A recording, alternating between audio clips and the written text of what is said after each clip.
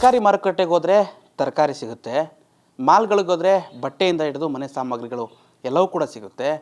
ಆದರೆ ಇವೆರಡೂ ಕಡೆ ಜಾಗಕ್ಕೆ ಹೋಗದೇ ಇರುವಂಥ ವ್ಯಕ್ತಿಗಳಿಗೆ ಆನ್ಲೈನ್ ಅನ್ನುವಂಥ ಕೆಲವೊಂದು ಆನ್ಲೈನ್ ಮೂಲಕ ಕೆಲವೊಂದು ಏಜೆನ್ಸಿಗಳು ಅವರ ಮನೆ ಬಾಗಿಲಿಗೆ ಎಲ್ಲ ವಸ್ತುಗಳನ್ನು ತಂದು ಕೊಡುವಂಥ ಕೆಲಸವನ್ನು ಮಾಡ್ತಾವೆ.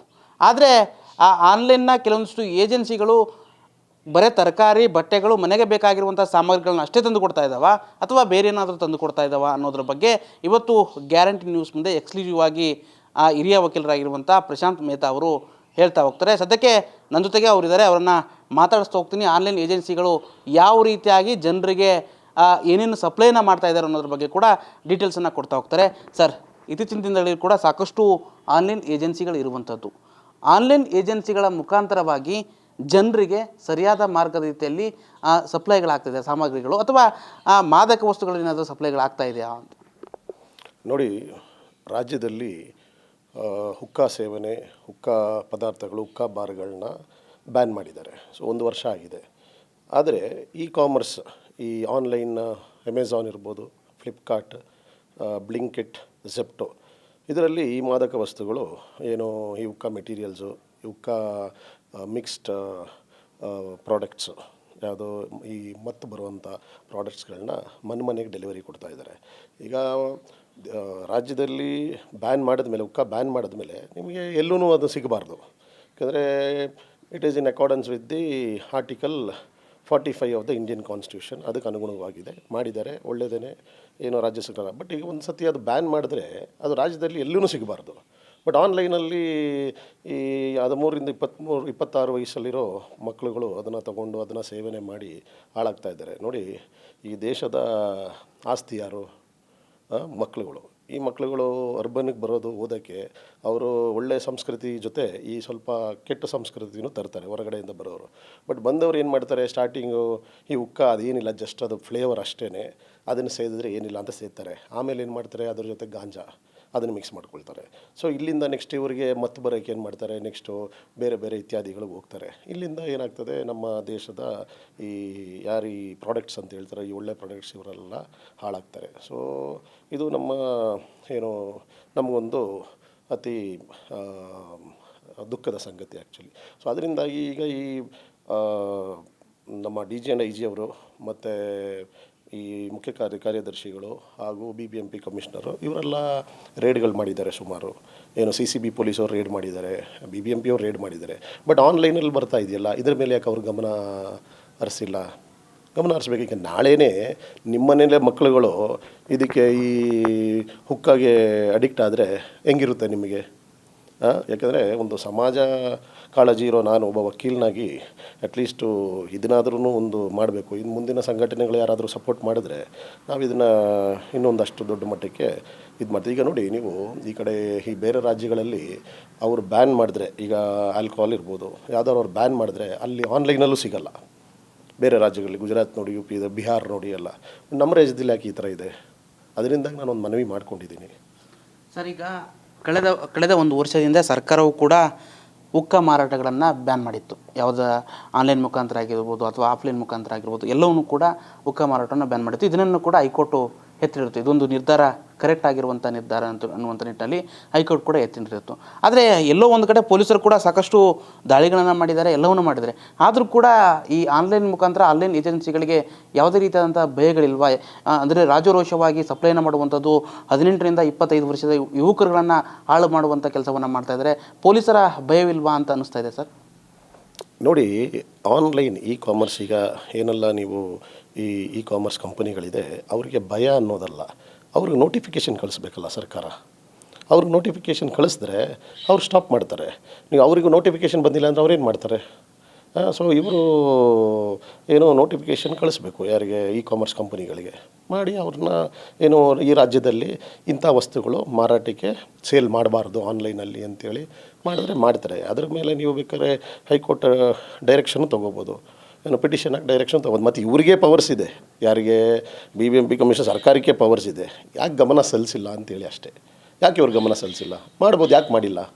ಕಂಪನಿಯವರಿಗೆ ಭಯ ಇದೆಯಾ ಅನ್ನೋದಲ್ಲ, ಇವ್ರು ನೋಟಿಫಿಕೇಷನ್ ಕಳಿಸ್ಬೇಕಲ್ಲ. ಇವ್ರು ನೋಟಿಫಿಕೇಷನ್ ಕಳಿಸಿಲ್ಲ.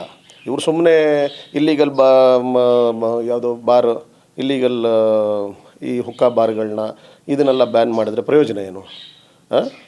ರಾಜ್ಯದಲ್ಲಿ ಎಲ್ಲ ಕಡೆ ಬ್ಯಾನ್ ಆಗಬೇಕಲ್ಲಪ್ಪ. ನೀವು ಮನೇಲಿರೋ ಬಾಗಿಲುಗಳೆಲ್ಲ ಮುಚ್ಚಿಟ್ಬಿಟ್ಟು ಒಂದು ಕಿಟಕಿ ಓಪನ್ ಮಾಡಿದ್ರೆ ಹಂಗೆ ತಾನಾಗಿರೋದು. ಆ ಕಿಟಕಿ ಓಪನ್ ಮಾಡಿರೋದೇ ಈ ಕಾಮರ್ಸ್ ಕಂಪನಿಗಳು. ಅದ್ರ ಮುಖಾಂತರ ಮಾಡ್ತಾಯಿದ್ದಾರೆ. ನೋಟಿಫಿಕೇಷನ್ ಕಳಿಸ್ಬೇಕು. ಸರ್, ನೀವು ಈಗಾಗಲೇ ಕೂಡ BBMP ಆಯುಕ್ತರಿಗೂ ಕೂಡ ದೂರನ್ನು ಕೊಟ್ಟಿದ್ದೀರಾ, ಜೊತೆಗೆ ಸರ್ಕಾರದ CM ಆಗಿರುವಂಥ CM ಅವ್ರಿಗೂ ದೂರು ಕೊಟ್ಟಿದ್ದೀರಾ, ಸರ್ಕಾರದ CS ಅವ್ರಿಗೂ ದೂರು ಕೊಟ್ಟಿದ್ದೀರಾ, ಜೊತೆಗೆ ಪೊಲೀಸ್ ಇಲಾಖೆಯ ಮಹಾನಿರ್ದೇಶಕರಾಗಿರೋ ಅವ್ರಿಗೂ ದೂರು ಕೊಟ್ಟಿದ್ದೀರಾ. ಅವರ ಕಡೆಯಿಂದ ನಿಮಗೇನಾದರೂ ಡೈರೆಕ್ಷನ್ ಬಂತಾ?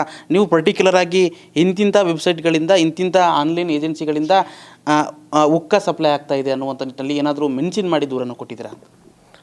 ನಾನು ಬರೆದಿರೋ ಲೆಟರ್ ಕಾಪಿ ನೋಡಿದ್ದೀರಲ್ಲ ನೀವು. ಅದರಲ್ಲಿ ಫ್ಲಿಪ್ಕಾರ್ಟ್, ಅಮೆಝಾನು, ಝೆಪ್ಟೋ ಮತ್ತು ಬ್ಲಿಂಕಿಟ್. ಬ್ಲಿಂಕಿಟ್ಟಲ್ಲಿ ಹೈಯೆಸ್ಟ್ ಸೇಲ್, 400% ಸೇಲ್ ಆಗ್ತಾಯಿದೆ ಯಾವಾಗ ಯುಕ್ಕ ಇದಾಯಿತು ಏನೋ ಬ್ಯಾನ್ ಆಗಿದ ತಕ್ಷಣ. ಸೊ ಆ ಕಂಪನಿ ಹೆಸರುಗಳನ್ನೆಲ್ಲ ಮೆನ್ಷನ್ ಮಾಡಿ ಮತ್ತು ಅಟ್ಯಾಚ್ ಮಾಡಿದ್ದೀನಿ.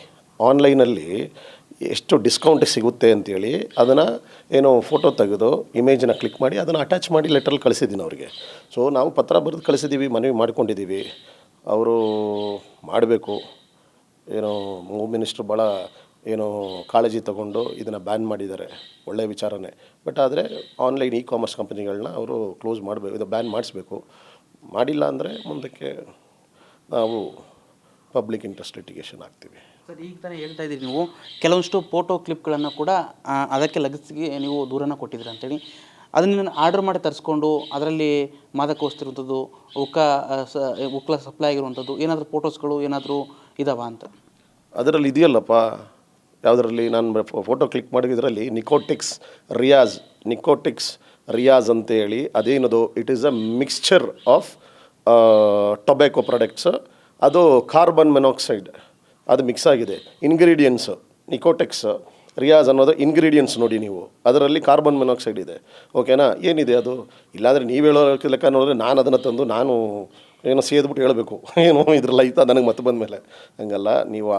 ನಾವು ಆ ಪ್ರಾಡಕ್ಟ್ನ ನಾವು ಏನೋ ಅದರ ಮೇಲೆ ಅದ್ರದ್ದು ಇಂಗ್ರೀಡಿಯೆಂಟ್ಸ್ ಏನಿದೆ ಅಂತ ಸರ್ಚ್ ಮಾಡಿದ್ರೆ ನಿಮಗೆ ಗೊತ್ತಾಗ್ತಿದೆ ಅದು ಏನೋ ಅದರಲ್ಲಿ ಮತ್ತೆ ಬರೋದು ಅಂತೇಳಿ ಅಷ್ಟೇ. ಈಗ ಕೊನೆಯದಾಗಿ ನೀವು ಪೊಲೀಸ್ ಮಹಾನಿರ್ದೇಶಕರಿಗೆ ಮತ್ತು CM ಅವ್ರಿಗೆ, ಗೃಹ ಮಂತ್ರಿ ಅವ್ರಿಗೆ ಕೊನೆಯದಾಗಿ ಏನನ್ನು ದೂರು ಕೊಟ್ಟಿದ್ರೆ, ಜೊತೆಗೆ ಏನು ಮನವಿ ಮಾಡ್ತೀರಾ? ಅಲ್ಲ, ದೂರ ಏನು ಅಂತಂದರೆ ಇದೇನೆ, ಏನೋ ನೀವು ಬ್ಯಾನ್ ಮಾಡಿರೋದು ಕರೆಕ್ಟ್. ಯಾವುದೋ directive principle of state policy, state can ಏನೋ ban the prohibit the harmful drugs in the state. ಅದರ ಸೇಲ್ಸ್ ಕರೆಕ್ಟ್ ಮಾಡಿದ್ದಾರೆ. ಅವ್ರು ಏನು ಮಾಡಿದ್ದಾರೆ ಕರೆಕ್ಟೇ, ಬಟ್ ಪೂರ್ತಿಯಾಗಿ ಮಾಡಬೇಕಲ್ಲ. ಸೊ ಅದನ್ನು ನಾನು ಏನೋ ಈ ಥರ ಕಂಪನಿಗಳೆಲ್ಲ ಸಿಗ್ತಾ ಇದೆ ಆನ್ಲೈನಲ್ಲಿ, ಅದನ್ನು ನೋಟಿಫಿಕೇಷನ್ ಕೊಟ್ಟು ಅದನ್ನು ಏನೋ ಕ್ಲೋಸ್ ಮಾಡಿ ಅದನ್ನು ಸೀರಿಯಸ್ ಆಗಿ ತಗೊಳ್ಳಿ ಅಂತೇಳಿ ನಾನು ಮನವಿ ಕೊಟ್ಟಿದ್ದೀನಿ. ಸುಮ್ಮನೆ ಹಿಂಗೆ ಹೋಗಿ ಉಕ್ಕ ಬಾರ್ನ ಇಲ್ಲ ಉಕ್ಕ ಎಲ್ಲಿ ಸಿಗುತ್ತೆ ಅದನ್ನು ರೈಡ್ ಮಾಡೋದಲ್ಲ. ಏನೋ ಆನ್ಲೈನಲ್ಲಿ ಬರ್ತಾಯಿದೆ ಅದನ್ನು ಅವರು ಸ್ಟಾಪ್ ಮಾಡಿಸ್ಬೇಕು. ಸೊ ಅದನ್ನು ಅವರು ನೋಟಿಫಿಕೇಷನ್ ಮಾಡಿ ಕಳಿಸ್ತಾರೆ, ಆಗುತ್ತೆ. ಮತ್ತು ರಾಜ್ಯ ಸರ್ಕಾರದವ್ರಿಗೆ ಅವರಿಗೆ ಪವರ್ಸ್ ಇದೆ, ಮಾಡ್ಬೋದು ಅವರು. ಅದನ್ನೇ ಮನವಿ ಮಾಡ್ಕೊಂಡಿರೋದು. ಇಲ್ಲ ಅವ್ರಿಗೆ ಗಮನಕ್ಕೆ ಬಂದಿಲ್ವಾ, ಇಲ್ಲ ಗಮನಕ್ಕೆ ಬಂದು ಸುಮ್ಮನಿದ್ದಾರಾ ಅಂತ ಹೇಳಿ. ಸೊ ಅದು ನನ್ನ ಪ್ರಶ್ನೆ. ಸೊ ಅದು ನಾನು ಲೆಟರ್ ಕೊಟ್ಟು ಮಾಡಿದ್ದೀನಿ. ಮತ್ತು ಬೇಕಾದರೆ ಅವ್ರಿಗೆ ಹೆಲ್ಪ್ ಮಾಡೋಕ್ಕೆ ನಾವು ಹೆಲ್ಪ್ ಮಾಡ್ತೀವಿ. ಏನು ಅವ್ರಿಗೆ ಆಗಿಲ್ಲ ಅಂದರೆ ನಾವು ಹೆಲ್ಪ್ ಮಾಡ್ತೀವಿ. ಹೆಲ್ಪ್ ಮಾಡಿ ಏನೋ ಪಬ್ಲಿಕ್ ಇಂಟ್ರೆಸ್ಟ್ ಲಿಟಿಗೇಷನ್ ಬೇಕು. ನಾವು ಈಗ ಪತ್ರ ಬರೆದಿದ್ದೀವಿ, ಅವ್ರು ರಿಪ್ಲೈ ಕೊಡಲಿ, ಅವ್ರ ಕೈಯಲ್ಲಿ ಆಗಿಲ್ಲ ಅಂದರೆ ನಾನು PIL ಹಾಕ್ತೀನಿ. ಪ್ರಮುಖವಾಗಿ ಸರಿಸುಮಾರು 18ರಿಂದ ಹಿಡಿದು 25 ವರ್ಷದ ಯುವಕರೇನಿದ್ದಾರೆ ಆನ್ಲೈನ್ ಮುಖಾಂತರವಾಗಿ ಹುಕ್ಕವನ್ನು ತರಿಸ್ಕೊಂಡು ಹಾಳಾಗ್ತಾ ಇದ್ದಾರೆ. ಅವರ ಉದ್ಧಾರಕ್ಕೋಸ್ಕರವಾಗಿ, ಅವರ ಮುಂದಿನ ಭವಿಷ್ಯಕ್ಕೋಸ್ಕರವಾಗಿ ಅವುಗಳಿಗೆ ನೋಟಿಸನ್ನು ಕೊಟ್ಟು ಅವನ್ನ ಬ್ಯಾನ್ ಮಾಡಬೇಕು ಅನ್ನುವಂಥ ನಿಟ್ಟಿನಲ್ಲಿ ಹಿರಿಯ ವಕೀಲರಾಗಿರುವಂಥ ಪ್ರಶಾಂತ್ ಮೆಹತಾಲ್ ಅವರು ಮನವಿಯನ್ನು ಮಾಡ್ಕೊಳ್ತಾ ಇರುವಂಥದ್ದು. ಕ್ಯಾಮ್ರಾ ಪರ್ಸನ್ ಅಜಯ್ ಜೊತೆ Basavaraj Kumbar, guarantee news, Bengaluru. Guarantee news, ಸುದ್ದಿ ಖಚಿತ, ನ್ಯಾಯ ನಿಶ್ಚಿತ.